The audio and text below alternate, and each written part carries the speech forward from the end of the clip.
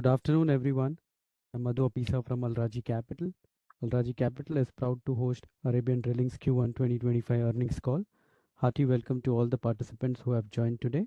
From the management, we have Mr. Ghassan, the CEO, Mr. Hubert, the CFO, and Mr. Basim, Director of Investor Relations. We'll be having a presentation followed by a Q&A session at the end. Without any further delay, I'll hand over the mic to Mr. Basim, Director of IR, to start the proceedings. Mr. Basim, the floor is yours. Please go ahead. Thank you very much, Madhu, and thank you, Russia Capital, for hosting our call today. Ladies and gentlemen, Assalamu alaikum and good afternoon. For participants joining from the United States, good morning. We appreciate you taking the time to join us for the first quarter results of 2025. Today, I'm delighted to be joined by Ghassan Mirdad, our CEO, Hubert Laqouai, our CFO. We will begin with an overview by Ghassan, followed by in-depth analysis of our financial and operational performance for the quarter by Hubert. After the presentation, we will open the floor for questions and answers. Please note that this presentation includes forward-looking statements. We encourage you to review the disclaimer provided in this document at your leisure for more details. Now I'll pass the presentation over to Ghassan. Thank you, Basim. Assalamu alaikum. Good morning, good afternoon, good evening, depending where you're located. And thank you for participating today in our earnings call. Despite several ongoing economical challenges, we have started very positively this year, with the quarterly revenue exceeding guidance shared last quarter. Our EBITDA margins has remained strong, above 40%, and we have achieved a 7.2% increase in net income compared to the previous quarter. As announced recently, we were pleased with the significant 10-year contract extensions with Aramco for 2 of our rigs, which will add significant value to our backlog next quarter. This move not only enhances our stability, but also showcases our resilience in uncertain times. While we anticipate potential challenges, including the risk of rig suspensions, we remain cautiously optimistic and are exploring opportunities to expand our operational beyond Saudi Arabia in both offshore and inland. Now moving to operational indicators. Our performance indicators remains in a healthy range, and I would like to highlight 2 main points on this slide. First, we added 1 brand new service vessel to our fleet. As previously announced, the service vessel arrived in Saudi today to start its 2-year contract with KJO, enhancing our service capability and contributing an additional 170 million riyals to our backlog. This strategic addition underlines our commitment to diversify our revenue streams and enhancing our operational capacity. Second, we had a record quarter of rig move where we have achieved 60 rig moves in Q1, which is an approximately 50% more than normal rig moves per quarter. This notable performance is a testament to our operational excellence, agility, and market responsiveness. Now I will pass it to Hubert to go through the backlog and financials in more detail. Hubert? Thank you, Ghassan. Very good afternoon to everyone on the call. So let me walk you through the next couple of slides. So first, we'll talk about the backlog. So we ended our Q1 backlog position at 9.5 billion, with a few additions and deletions that basically are offsetting each other. So the Q-on-Q decrease basically only reflects the revenue that was recognized during the quarter. So to go into a little bit more detail, in terms of backlog addition, we have added in Q1 the backlog associated with a new service vessel, 170 million that we have communicated already. We have also added 2 land rig on oil LSTK project where a 1-year option was exercised with 76 million. And this was offset by day rate temporary discounts and as well as 1 offshore rig whose contract was terminated. So the temporary discount relates to 2 offshore rigs and only applies for 2025. And actually those discounts will be offset by the revenue coming from the new service vessel once the vessel starts operating. With respect to the offshore rig contract termination, it relates to a rig that was already suspended since Q3 2024, which was one of the lease rig. So therefore, there is no revenue loss attached. It's just a backlog correction. Now, in Q2, we expect a significant increase in our backlog positions. As mentioned, we have already announced a 10-year extension for 2 land rigs with associated backlog of almost 1.1 billion. So that will be part of Q2. And also, we expect to close several other rig extension resulting in further significant backlog additions, which will be announced in due time. Now, moving on to our utilization rates. Our utilization rate is 83.3%, which basically stands for 50 active rig out of a total available fleet of 60, which means that we have 10 rigs that are currently not active. We have 5 suspended rigs and 5 rigs without a contract. And if you look at in terms of land and offshore mix, it's 3 offshore rigs and 7 land rigs. If you look at the progression of the Q-on-Q total available fleet, it increased from 59 to 60, as you can see on the lower graph, which is +1. And the +1 is made of 2 unconventional rigs that started early Q1 25, minus 1 offshore rig that we have removed from the fleet and qualified as held for sale. And this offshore rig will no longer be part of the available fleet. Now, the service vessel that we acquired in Q1 will be added to the fleet once the contract starts, expected mid-2025. And therefore, the total fleet will go back by +1 unit up to 61 units. So again, Arabian Drilling is the largest Saudi drilling contractor by fleet size, the way we stand today. And our backlog remains solid and provides us with clear visibility on future revenues and is a strong indicator of our market position and operation stability. Now, let's look into a little bit more detail at our contractual renewal landscape. As of March 2025, we have 19 rigs that are rolling off contract in 2025. And if you recall from the last quarter, this is 5 less rig than prior quarter. In Q4, we had 24, and in Q1, at the end of Q1, we have only 19.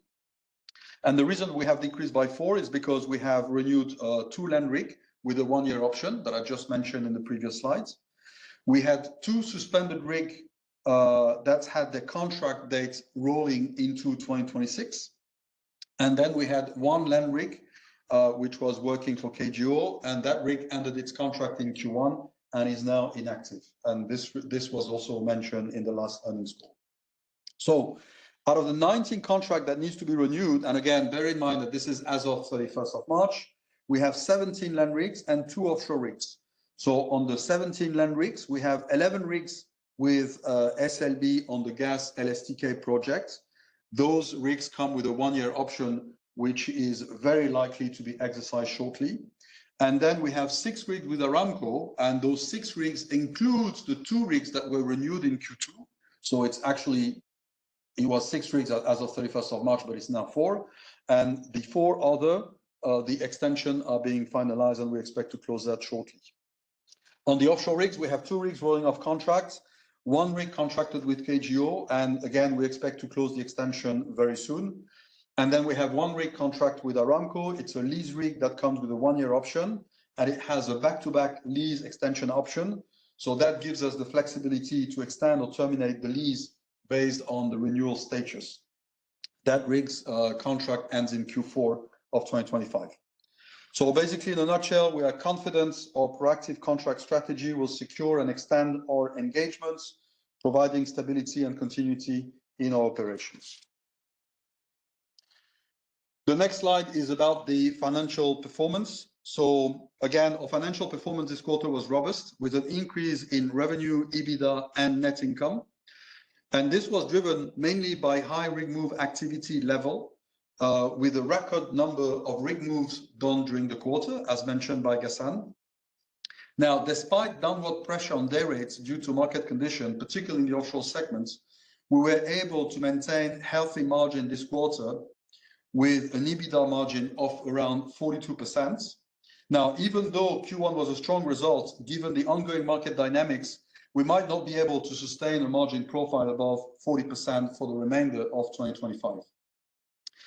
Our CapEx spend was 290 million, mainly coming from the acquisition of the service vessel that was concluded in Q1. Our net debt increased quarter on quarter, mainly related to the additional 300 million drawdown to finance the acquisition of the service vessel. Our operating cash flow, excluding change for working capital, has improved by 12.9% compared to the last quarter, showcasing our strong operational and financial management. In the next slide, Bassem will showcase the advantage of being both a land and offshore drilling contractor. Bassem? Thank you, Uber. Although we are essentially a land drilling contractor, we have a balanced mix of land and offshore operations. Combined, they could alleviate the risk of an overly concentrated source of revenue. This also aligns with our revenue diversification strategy, which we are delivering on through adding service vessels to our fleet, and that grants us more resilient type of revenue. This diversification strategy also extends to drilling for resources other than oil and gas, which we have showcased through our engagement with Aramco to drill for other natural resources. This strategy collectively shows the management direction of revenue diversification that we intend to continue delivering on in the future. Now that we have seen these initiatives come to reality, we would like to assure you that our land drilling segment and operations are doing very well, and they are set to boost our growth, especially with the big long-term contracts like the one we have secured with Aramco and announced quite recently.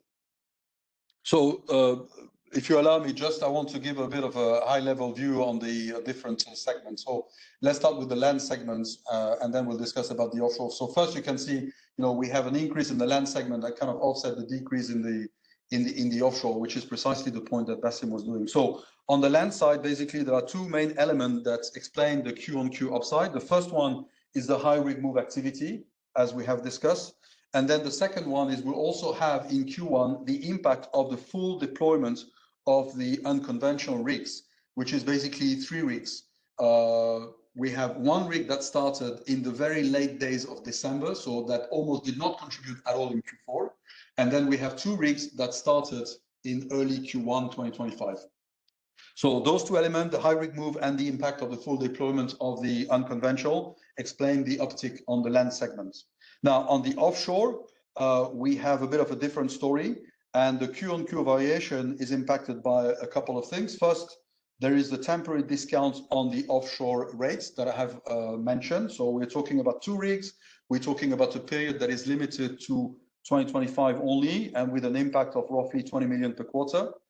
Then one of our offshore rigs went into a planned shipyard in March for the usual recertification cycle. So that rig was out of service for about 2 to 3 weeks in Q1, and that out of service time will also continue in Q2. And then finally in Q4 we recognized some additional mobilization revenue that was one-off item that did not repeat in Q1.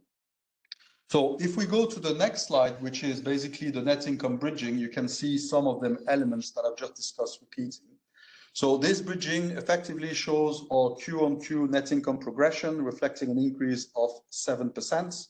So what you can see here, the significant margin of the 50 million real realized from the higher rig move activities has effectively counterbalanced some of the negative impact that we have faced, including the impact of the land rig that were suspended in Q4 that we already discussed, and the suspension was with an impact effective in Q1. Then we also have the temporary offshore day rate discount that I just mentioned that started in 2025, as well as the out of service time for one of our offshore rigs that went to shipyard. So collectively, those 3 red boxes on the waterfall amounted to about 40 million. Now, other upside include the additional contribution of the UC rigs, as I just mentioned, as well as others that mainly includes land sales proceed, as well as an insurance claim settlement that was recognized this quarter. Furthermore, the waterfall chart also reveals 28 million reais in mobilization fees that was recorded in the previous quarter as an accelerated deferred revenue, which is non-recurring in nature. So all those factors combined have resulted in a net gain of 5 million reais quarter on quarter. demonstrating our ability to manage finance effectively despite the challenges. The next slide that I want to cover is basically the cash flow bridge, which I think always gives some good insights.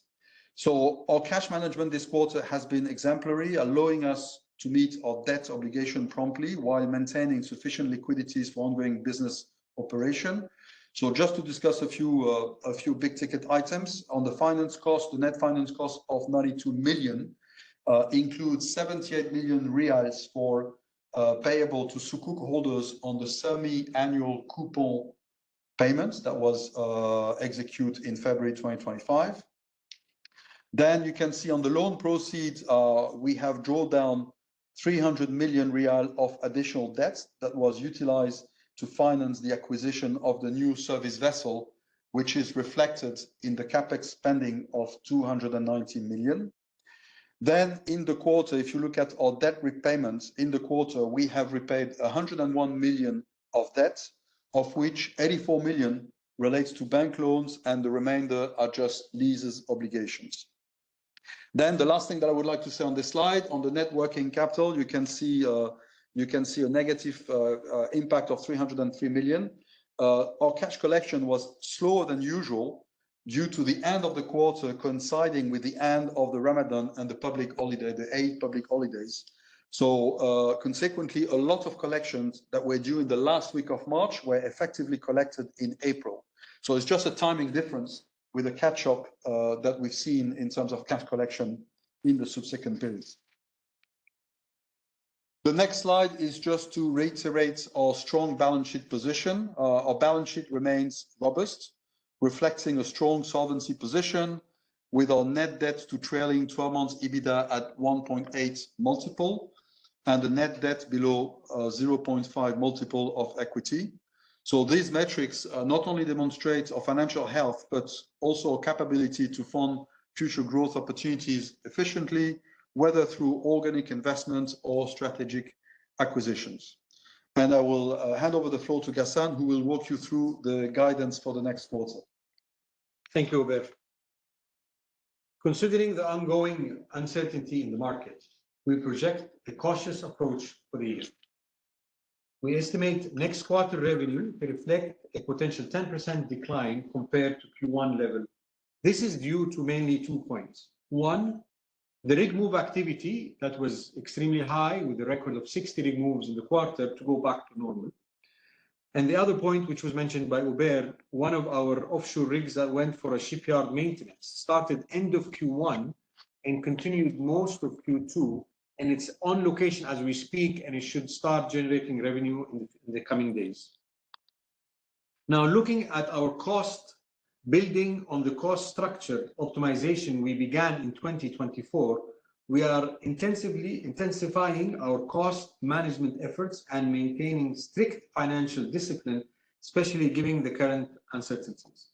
Accordingly, we are lowering our capex estimate to between 800 and 900 million for the year, compared to a 1 billion level communicated previously.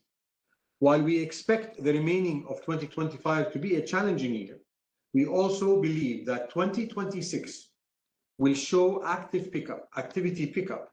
We need to be strategically managing the next 3 quarters to position ourselves to benefit from the ramp-up profiling early next year. With this, we end our presentation, and I will now pass it back to Mado at Rajhi Capital to start the Q&A session. Mado? Thank you, Mr. Ghassan and Hubert, for the presentation.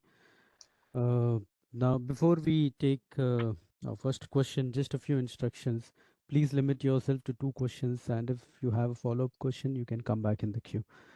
First question is from the line of Ricardo. Ricardo, please unmute yourself and go ahead. Hello, thanks for taking my question. If I may, 2 questions. First one, when you mentioned about the discounts on 2 rigs for 2025, do you think that there could be discounts on further rigs as well, or it's very limited to those 2 rigs? And then the second question is, you've been very successful on those service vessels, already have 2 now. Do you see the scope for adding more vessels throughout the year, or maybe for 2026? Thank you. So on the discounts, it's to be honest, the two that we had, that's what we can see. Will be there any more discounts? To be honest, it's very difficult to see. To be honest, very difficult to know if there is. Now we see there was some suspensions, so I don't think it will.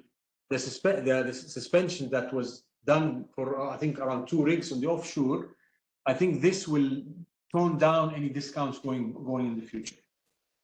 In terms of the barge, I think at the moment this is what we had kind of committed to our client when they gave us the intention to award last year.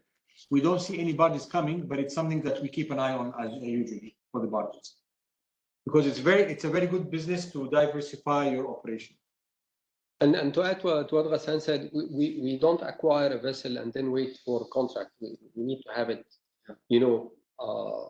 contracted first or requested from a client so that we can procure it and then attach it to a contract. This is how it works. So if you have doubts about spending capex and not finding work for it, no, this is definitely not going to happen. But as we've discussed and as we mentioned in this call, we like this kind of revenue, and we are open to increasing our activities, any opportunities that may arise in that respect.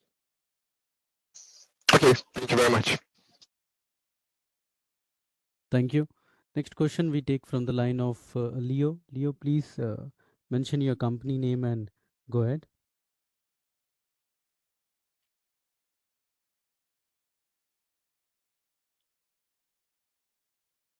Leo, we don't hear you.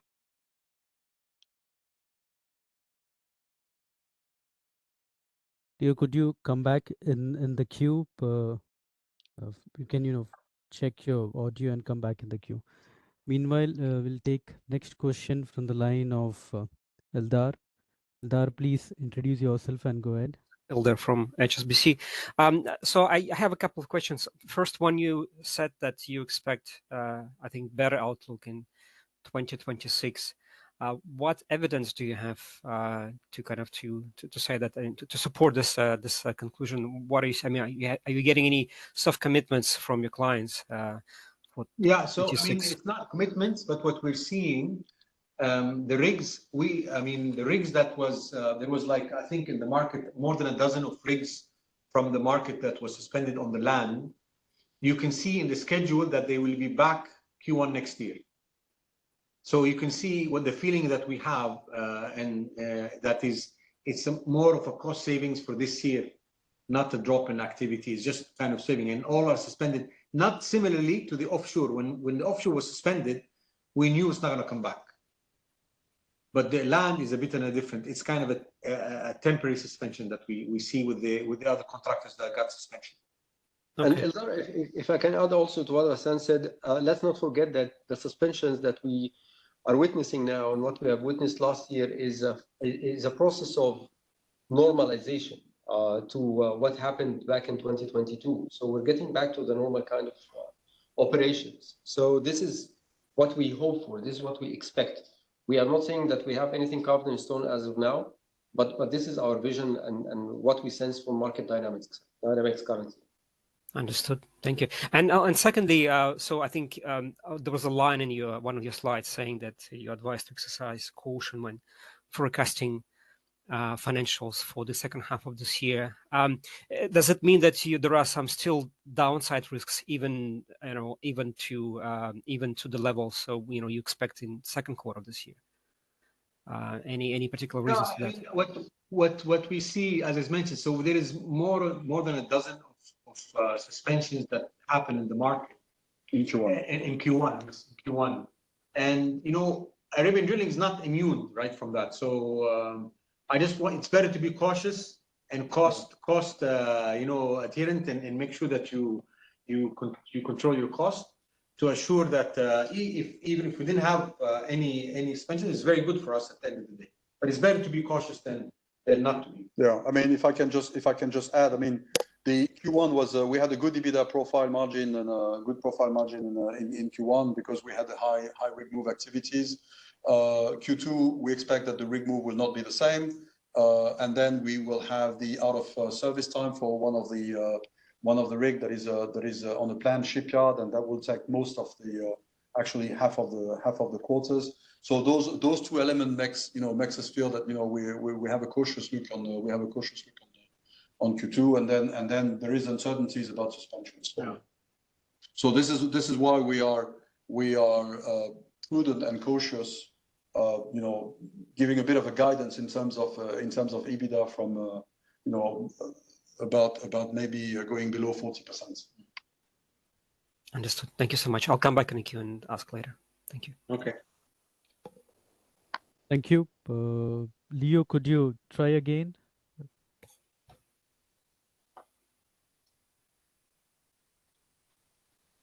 Can you hear me now? Yes. Yeah, we can hear you. Perfect. Don't know what happened. Sorry about that. Yeah, so it's Leo Curry at UBS filling in for Anna. So obviously we talked about the macro uncertainty. Any comments on contracts upcoming with shelf drilling would be my first question. And second question, I might have missed it in the question before, but any outlook on onshore and offshore day rates this year? Apologies if any of those are a repeat. Okay, I'll answer, Uber, and then feel free to add.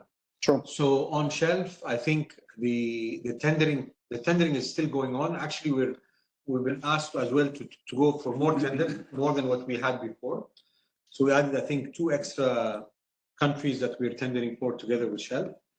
And I think, hopefully there will be good news soon that we can announce, hopefully. On the pricing, as mentioned by Uber, there was discounts on 2 offshore rigs. Temporary discount. Yeah, temporary. When we say temporary, it's only meant for this year, and doesn't extend on outside of 2025. On the land, I think it's not the same as offshore. Offshore, why we see discounts on the offshore?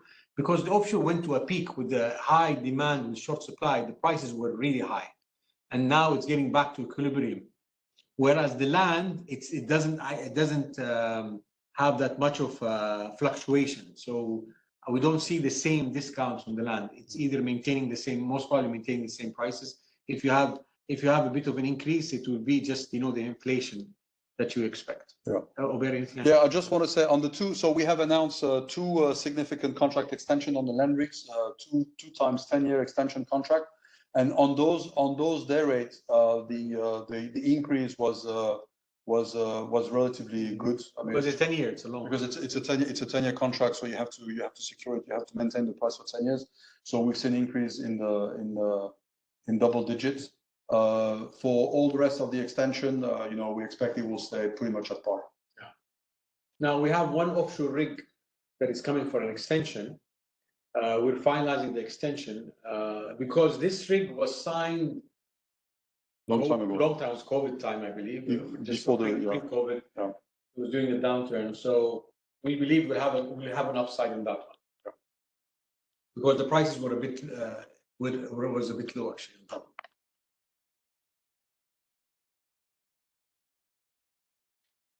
Thank you. Thank you. As we wait for our next question in the room, there is one question in the chat box which I'll read it out for you. This is related to the discount on offshore rigs, and the question is from Rohan. This discount, was it applicable to all the offshore operators?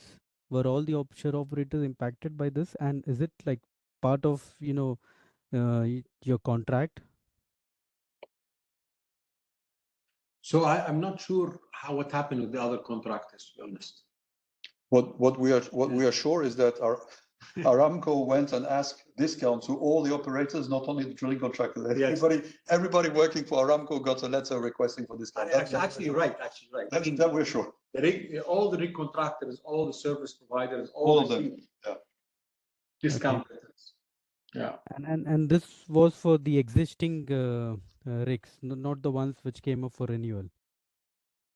It was for existing. I mean, the letter saying, to all contractors, existing contracts, discounts. Okay. Okay. Fair enough. But I think we can only assume that everyone had to chip in. Okay. Okay. Fair enough. A gentle reminder to the participants, if you have a question, you can use the hand raise button, or you can also use the chat or the Q&A box. Okay, we have a follow-up from the line of Eldar. Yes, thanks again. So my another question I had is about the supply of new rigs, onshore rigs to Saudi Arabia. As far as I know, it keeps, the new builds that keep coming in, right? Are you seeing any kind of scrappings of the ones which are cold stacked in the market? I mean, what's happening to the overall fleet given the supply keeps increasing? And then secondly, also, is my understanding correct that generally speaking, the land rigs are usually not being moved between different markets? Let's say if there's a slowdown in the US due to the lower oil price, it's very unlikely that that they could be moved out from there to other countries. Is my understanding correct? Thank you. Okay, so just on the second question, when you said I kind of agree with you. It's easier to move offshore rigs globally. Land rigs, it's not, because sometimes in different countries have different requirements. Having said that, we are looking at some opportunity because we have 5 rigs that are not contracted, and we're looking at different options that we can utilize them somewhere else. But you are right. Usually, land rigs are not, moved from country to country. You're right. But the first part of the question was what? Whether we have new land rigs and what happens to the old. Is there any we remove capacity by selling old rigs? I mean, today, as I said, we're seeing a lot of contractors receive suspensions. There is a lot of old rigs in the land. And I think that's why it was easy for our client to suspend some of these old rigs. Now, how our the other contractors will deal with that, this I'm not sure what's their plans. But again, it's a suspension. We see a pickup in 2026. So I don't know if they're going to scrap it or not at the moment, to be honest. Because they're not canceling the contracts. They're just suspending it. Thank you so much. Thank you. Thank you. We have a follow-up in the chat box related to the discounts. So the question is from Ayub. So the discount that was provided on 2 rigs, was it mainly to avoid further suspension? Is there any oversupply situation? We were not told directly we're going to suspend the rig. What we did is, we are at a time where your negotiating power is weak. When the offshore rigs were coming and there was short of supply, you were in a strong negotiating power. Now you're not. And so when our client sends letters to everyone in negotiation, you try to look at where is your prices are a bit high, and it's very kind of you see a rig that is really kind of high and it kind of stands out from the others, right? Yeah, so you start thinking, okay, let me just be better to have it in a price range where it doesn't stand out. And we had those 2 rigs that were really standing out in the offshore.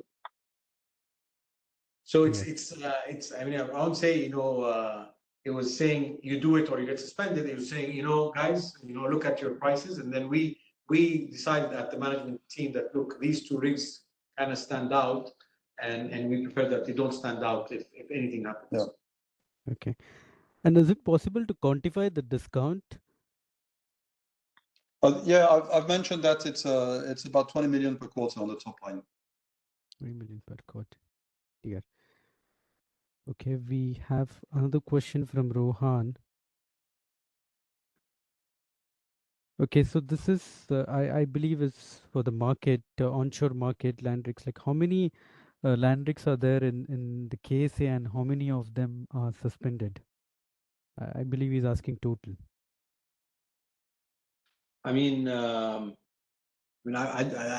Unfortunately, I cannot disclose the number. It's our clients' numbers, but you're talking.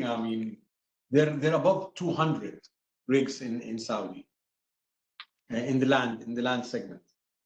Now, how much they're going to suspend, we're not sure, to be honest. We're not sure. But as I mentioned, there was more than a dozen that was suspended in Q1. In Q1, there was I think more in last year. There was more in last. I think there was about 30 to 35 suspended last year, plus another 15 in this year.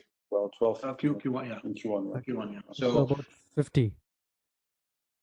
I mean, if you look at the total, if you want to look at the total, Yeah, total. Yeah, would be around that, yes. Okay. We expect we'll see. Clear. We do not have any question at the moment in the room, so let's give participants a couple of minutes. Sure.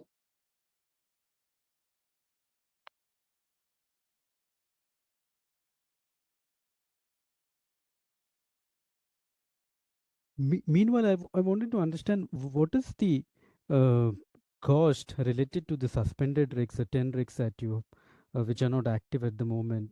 How much cost related to these rigs is hitting your income statement, like in terms of depreciation and the crew cost, or most of the crew has been allocated to the unconventional rigs? So no, you're absolutely right, Madhu. So basically, the depreciation is a sunken cost, right? It's not going away, regardless whether the rig is working or not working or suspend. The crew cost is basically typically what we do is we deplete the crew cost from that particular suspended rig, and either the people are being relocated to other rigs. When we had the land rigs being suspended in Q4, we had 3 land rigs suspended in Q4. At the same time, we were starting up the unconventional. So that works very well for us because we could reallocate some of the crew of the suspended rig to the unconventional. So this is what we've been doing. Even the offshore, actually, some of it went to and some of them went to the offshore. So basically, yes. So typically, when you have a suspended rigs, you will keep a minimum crew. And you will have half of a crew or a third of the crew that's going to be looking after a number of rigs. If I take the example of the offshore, for instance, for the offshore rigs that we have, suspended, we have we have 3 offshore rigs and we have 10 people on board looking at 3 different rigs. So costs are minimal. Yeah. Okay, but is it possible to know in terms of or quantify the impact, like how much of the cost is related to the suspended rigs, which is not contributing in terms of revenues? Like there is no revenue against it, but you have 50 million of cost. I don't have the number on top of my head because I would need to look at the sunken cost for the suspended rigs. But what I can say is that from a crew cost, everything which is of variable nature, crew cost and repair and maintenance, I mean everything, all those costs are basically brought down to an absolute bare minimum, and you're basically left only with depreciation costs and insurance costs. And it depends on the rig by rig because it depends on the where the age of the rig, etc. So I cannot give you a number on top of my head. But in offshore, if you want to keep it like in our case, hot stacked. So you just have to run the engines, very, very minimal diesel that you need to keep running just to make sure the engines are running. So whenever an opportunity comes, otherwise, if you cold stack it, getting it back to operation really will cost you a lot of money. Okay, clear. I would say maybe that from a cash cost standpoint, I mean, excluding the depreciation and everything, from a cash cost standpoint, you basically, the cost goes down by 75%, 70 to 75% between fully operating and in a stack mode. Okay. That is helpful. We have a question in the chat box. Again, this is from Rohan. So one offshore rig which is held for sale, is there any impairment loss that you're planning to book? So this rig is one of the rigs that was suspended last year, and this rig, contrary to the other rigs that were warm stacked, this rig we decided to cold stack it. So cold stack means that we shut down the door, we switch off the lights, and the rig was left there. And we took back in Q2 of 2024, we already took an impairment on this, so there is no further impairments. And this rig is we are in the process of selling the rig. We are engaged with the prospective buyers, and we hope to be able to conclude the transaction soon. Okay, clear. We have a question in the room. This is from the line of Mohammed. Okay, but I just saw that his line got disconnected. Okay, so there is another question in the chat box. This is on unconventional rigs. Any new update on unconventional rigs? Like, can we expect more tenders in 2025, or given the situation, there is a chance that even the unconventional rigs would slow down the market for unconventional rigs? Okay, so for 2025, we do not expect to see another tendering especially in the Jafurah, because this is where the gas is. It appears that whatever is going to be announced is not going to be this year. So, and this, of course, as you know, this is not our call. This has to come from Aramco. So yeah, the short answer to your question is no, nothing is expected this year. Okay. Just to kind of add to the question, at beginning of the year, there was clear that we will not tender for new rigs. However, we're going to kind of move rigs from one department to the other department. But you know, with uncertainty that's going on today, what we see is, you know, the unconventional will not add any tenders and will not add more rigs this year. Clear. Clear. I think that was our last question. So back to you for any closing remarks. No, thank you very much, all participants today with us for your engagement, your questions. You know, as we navigate through the dynamic conditions that we are today, you know, we remain committed in our operational excellence, our transparency, and as well, you know, it's a 3-quarter that we need to navigate because we see the uptake in Q1, and we just need to know we need to see how we can strategically manage our costs and not go into the, you know, higher mode, where we need to be a bit more strategically how we can manage this cost for us in the next 3 quarters, and then business will go up. So it's just going to go as Uber says, it's just going to go down before it goes up again, you know, which is, you know, part of our operation. Now, working in Saudi, I think it's a big plus. We're working outside with independent or working with IOCs. It's a totally different world game. So we are in a good position, even though we see some uncertainties, but it's just going to be temporary uncertainties on the land, and things will pick up 2026, inshallah. Clear. Thank you very much, and we look forward to updating you in our next earning call or seeing you in one of the events. Thank you, Arabian Drilling's management, and thank you, participants, for joining the call. With this, we end the call. Wish you all a nice evening. Thank you.